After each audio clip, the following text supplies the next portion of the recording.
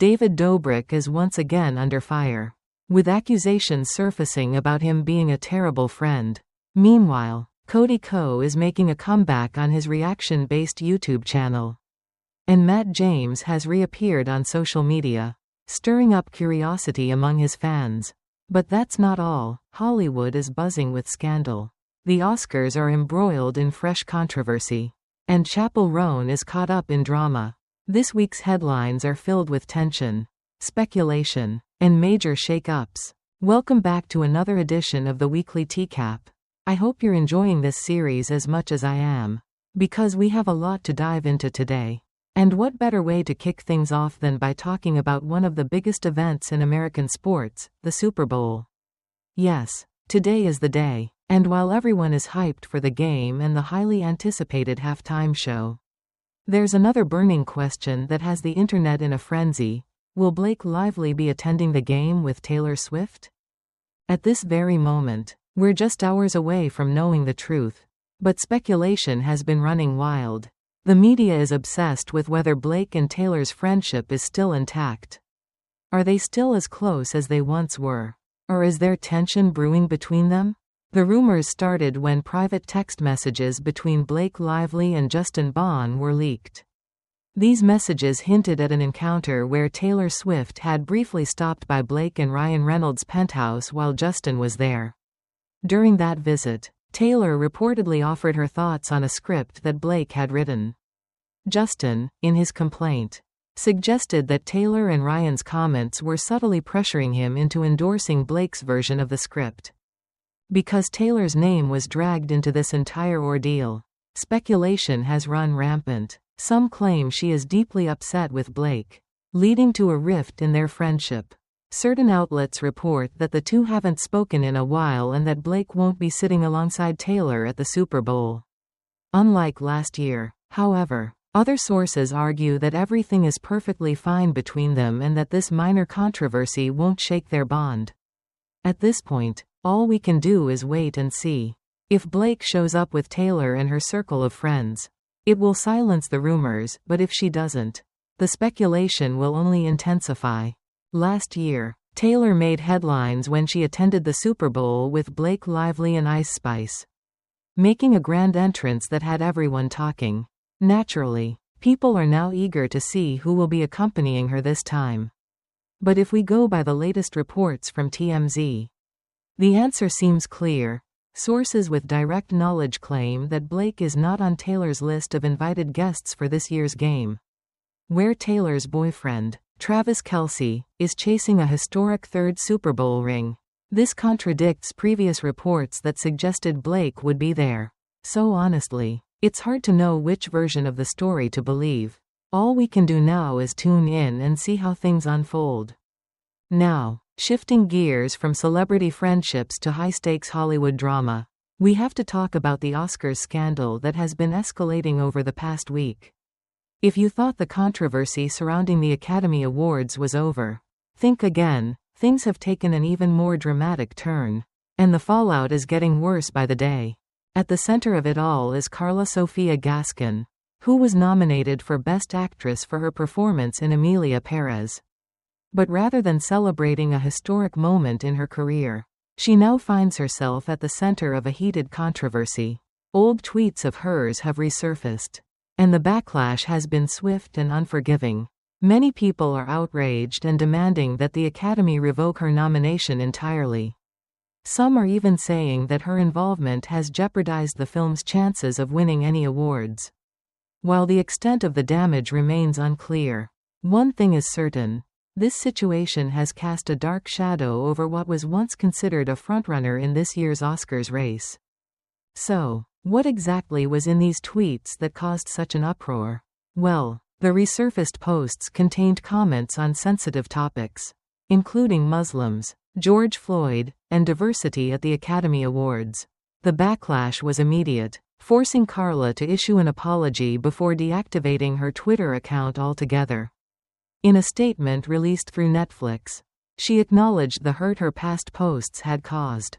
As someone from a marginalized community myself, I understand this pain all too well, and I deeply regret any harm I have caused. I have spent my life fighting for a better world. And I still believe that light will always triumph over darkness. But even after this apology, the controversy refused to die down. More alleged tweets surfaced, including ones where she supposedly made negative remarks about Adele and Selena Gomez. However, Carla was quick to deny these, insisting that they were fabricated and that she never made such comments. The situation became even more awkward when people pointed out that Selena is actually Carla's co-star in Emilia Perez. Accusations flew as some claimed Carla had previously referred to Selena as a rich brat, making things even more uncomfortable. Amidst the growing scandal, Netflix has now decided to distance itself from Carla. According to a report from Variety, the streaming giant has taken a step back from promoting her during the crucial second phase of the Oscars campaign. Originally, Carla had planned to fly from Spain to Los Angeles for a series of major industry events, including the AFI Awards, the Critics' Choice Awards, the Directors Guild of America Awards, and the Producers Guild of America Awards. She was also set to attend the Santa Barbara International Film Festival. But now, with Netflix pulling back its support, her future at these events remains uncertain. And there you have it, Hollywood is, once again, a whirlwind of scandals, broken friendships, and career-altering controversies. But this is just the beginning. There's so much more to talk about this week. Stay tuned, because the drama is far from over. Carla Sofia Gaskin's presence at the Oscars campaign trail now seems to be a thing of the past. According to sources who spoke with Variety, Netflix and the PR agency that was once handling her public relations have completely ceased direct communication with her. Instead, any conversations are now filtered exclusively through her representative at United Talent Agency, Jeremy Barber. Even more telling is Netflix's decision to withdraw financial support for her participation in industry events. No more covered travel expenses. No more designer styling for red carpet appearances.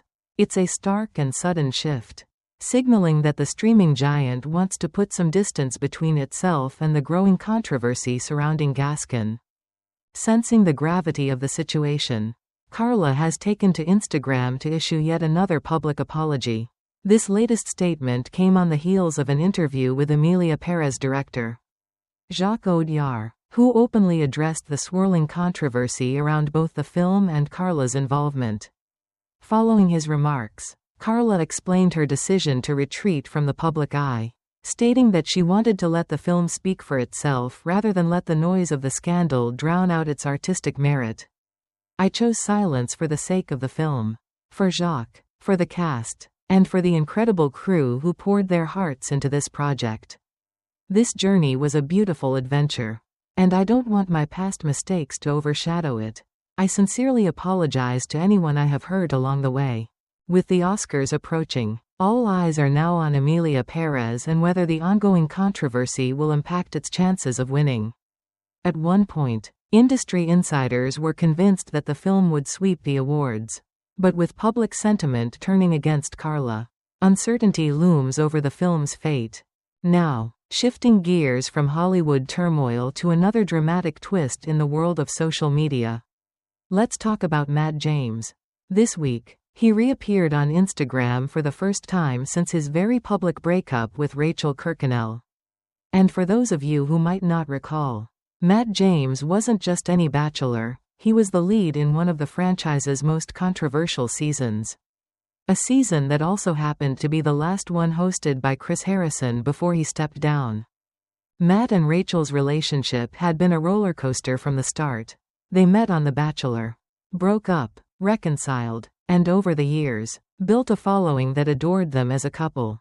Fans loved watching their dynamic, especially their shared passion for food content. But just when it seemed like their love story was rock solid, everything came crashing down. Out of nowhere, Matt announced their split on Instagram, leaving fans in complete shock. The news felt like a gut punch, particularly because, up until that moment, Matt had been openly talking about marriage, kids, and their future together. There were even clips of him in interviews gushing about their plans, about wedding menus. about growing a family, about building a life together. And then, just like that, he ended things. Rachel, blindsided by the breakup, later shared her side of the story on Call Her Daddy, revealing how deeply hurt she was. She described how Matt had been speaking about their future together one day, only to abruptly call it quits the next. For many, her pain was palpable. The internet quickly took sides, and the backlash against Matt was intense. He lost a massive chunk of his followers, dropping below the 1 million mark, while Rachel gained over 200,000 new supporters overnight. It was clear, the public was overwhelmingly in her corner. Fast forward to this week, and Matt has finally returned to social media. His big comeback? A video of him running. And let's just take a moment to acknowledge this bizarre trend. Why do so many men seem to be reintroducing themselves to the internet with fitness content after a controversy? We've seen it with David Dobrik. We've seen it with Cody, and now, here's Matt James doing the exact same thing. But that's not all. Along with his running video, Matt also shared that he had booked a one-way ticket to Kenya. The revelation didn't exactly win him back any favor. His comment section was flooded with sarcastic reactions, with many people saying, "Thank God it's a one-way ticket." The public sentiment towards him remains frosty at best. In his post, Matt explained that this trip to Africa was something he had always wanted to do. "My father was born in Nigeria, and I've long dreamed of exploring this part of the world. To prepare, I got my yellow fever vaccine, typhoid shot, and cholera vaccine. I even had to apply for a visa. The flight from New York to Nairobi took about 13 hours. And from there, I took a short 30-minute flight to Eldoret, followed by a drive into Iton, a place known as the home of some of the greatest runners in the world. This land holds something truly special. And I can already tell that, like most places, its magic lies in the people." While his trip to Kenya might be a personal journey for him, the internet remains fixated on the breakup.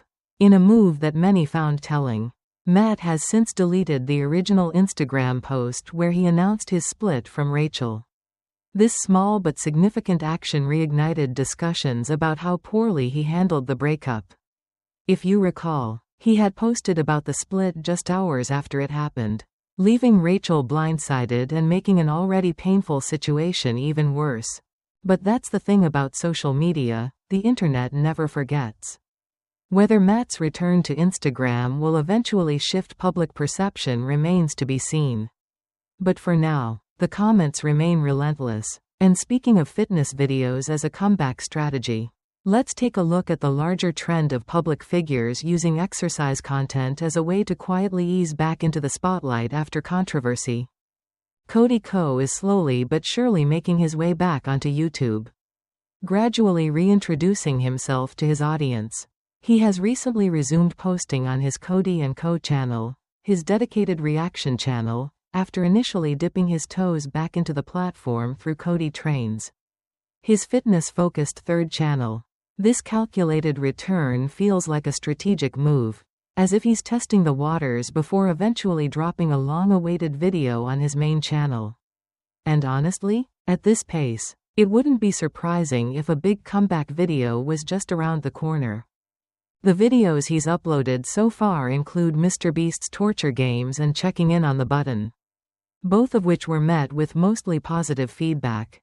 Fans flooded the comments section with messages of excitement, expressing how much they missed his content and were thrilled to see him back. However, there's still an underlying tension. While many are welcoming him with open arms, others are far less forgiving, particularly when it comes to his past drama involving Tana Mongeau. The internet remains divided. Some are vocal about their disapproval, insisting they want nothing to do with him, while others continue to support him.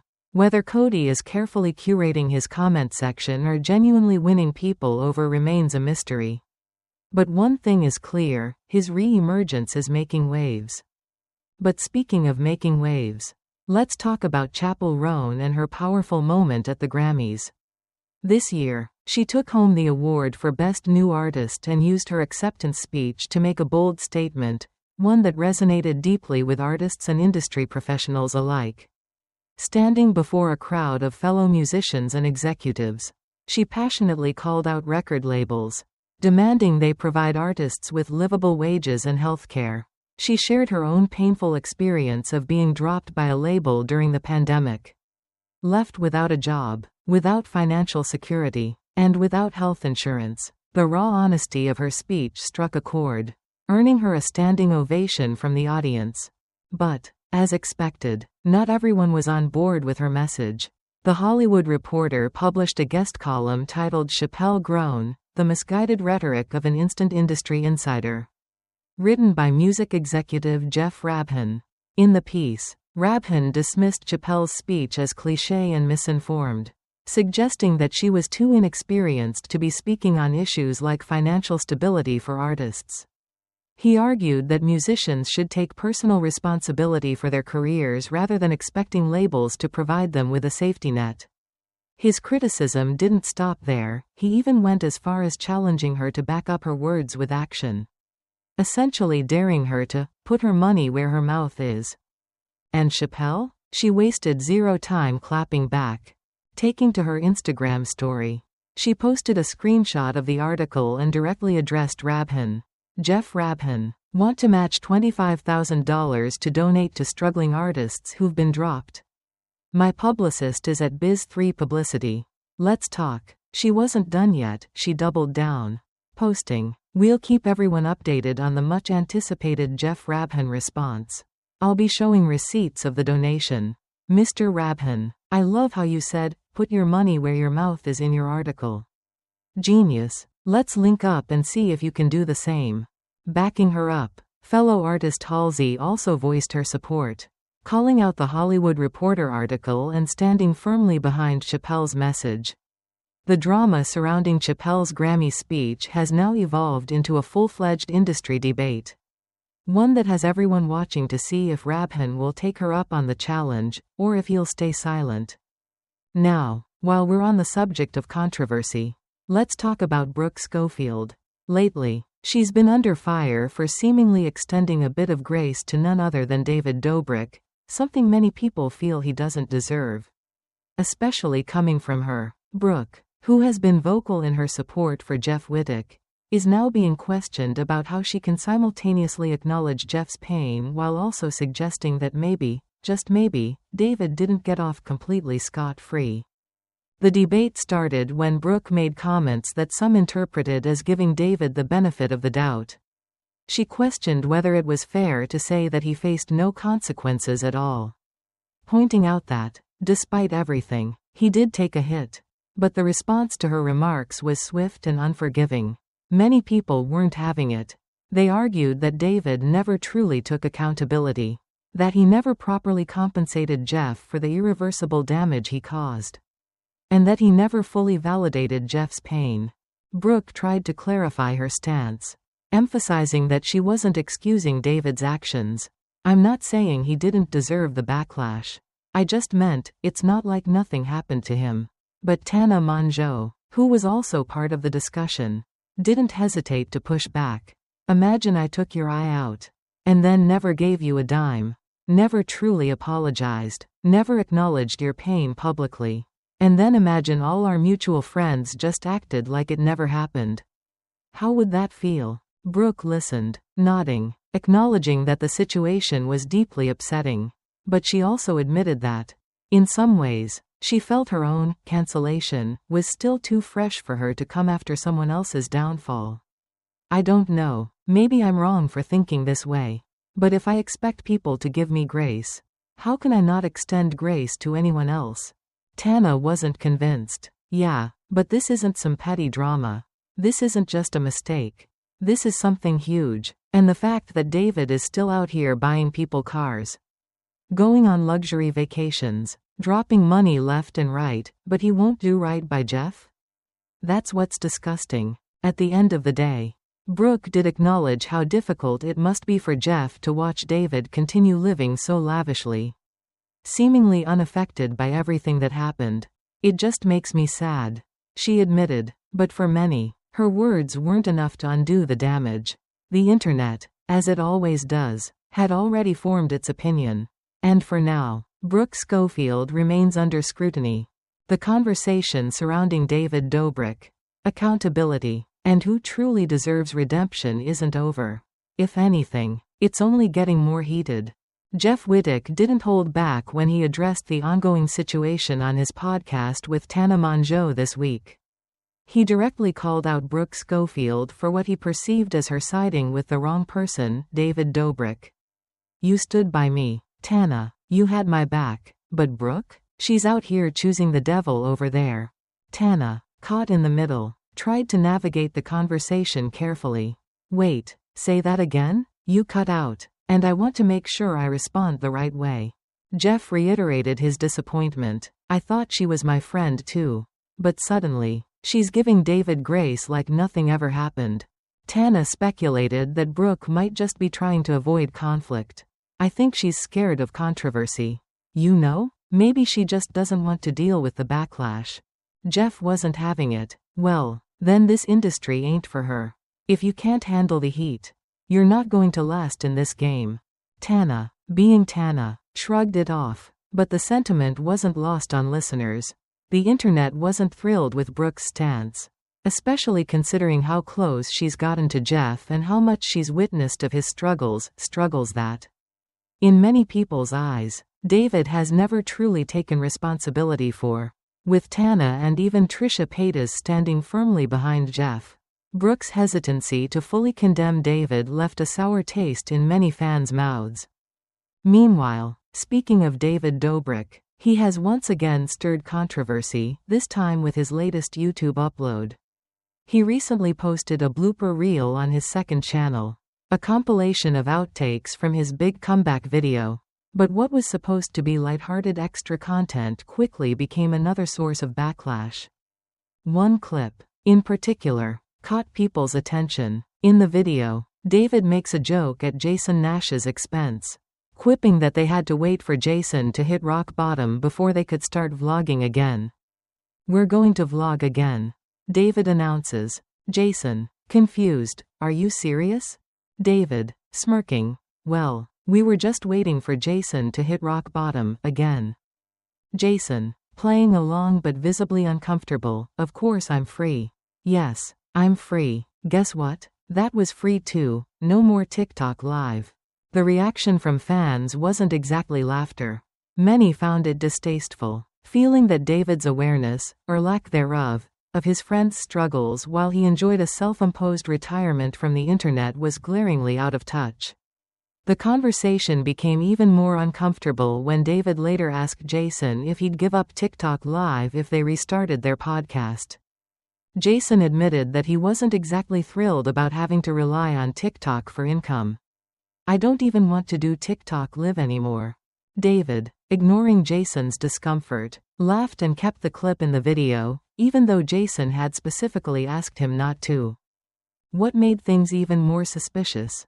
David actually posted that same clip to his TikTok account, before quietly deleting it. People started speculating. Was it because he realized it didn't make him look good? Was it because Jason had explicitly said he didn't want it included?